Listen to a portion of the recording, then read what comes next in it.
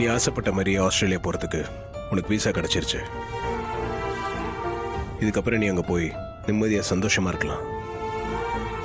உன் லைஃப்பை நீ உன் இஷ்டப்படியே வாழலாம். யாரும் உன்னை அங்கே கண்ட்ரோல் பண்ண மாட்டாங்க. அது என்னமோ உண்மைதான். எல்லாரும் கூடயும் ஒன்றா இருந்து விருப்பு வெறுப்பு எல்லாத்தையும் அவங்க கூட ஷேர் பண்ணிக்கிட்டு வாழ்றது ஒரு டைப் ஆஃப் லைஃப். வேற ஒரு நாட்டில் தனியாக நம்ம தேவைங்களை நாமளே பார்த்துக்கிட்டு செல்ஃபாக எல்லா முடிவும் எடுத்துக்கிட்டு சுதந்திரமாக இருக்கிறது இன்னொரு லைஃப். அப்படி ஒரு லைஃப்பை வாழணும்னு உனக்கு இப்போ ஒரு ஆசை வந்திருக்கு. உனக்கு அந்த மாற்றமும் தேவைப்படுது. அது எனக்கு நல்லா புரியுது. அது காரணம் சூழ்நிலை தான்.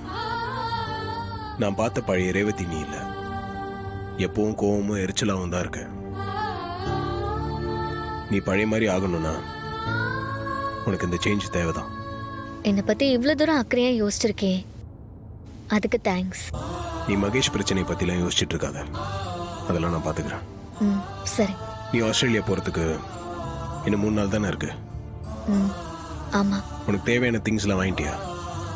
இனிமேதான் அதெல்லாம் வாங்கணும். சரி, வாங்கிக்கலாம்.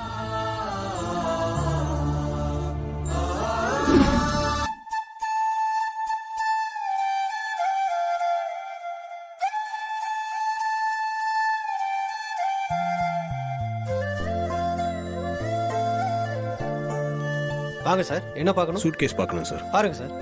இவ்வளோதான் இருக்கா சார்? ஆமாம் சார், இவ்வளோதான் சார் இருக்கு. சரி, இதில் உனக்கு எதனா பிடிச்சிருந்தா எடுத்துக்கோ.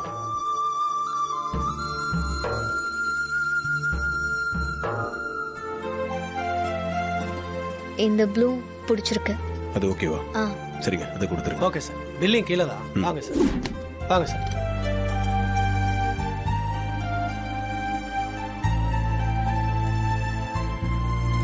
மா, இதை பில் போடணுமா? Okay sir.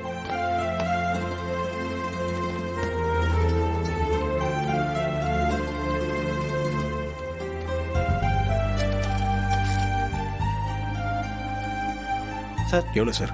4000 sir.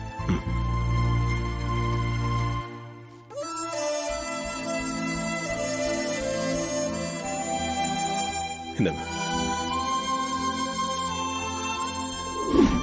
Thank you sir. Thank you sir. Thank you madam. போலாம்.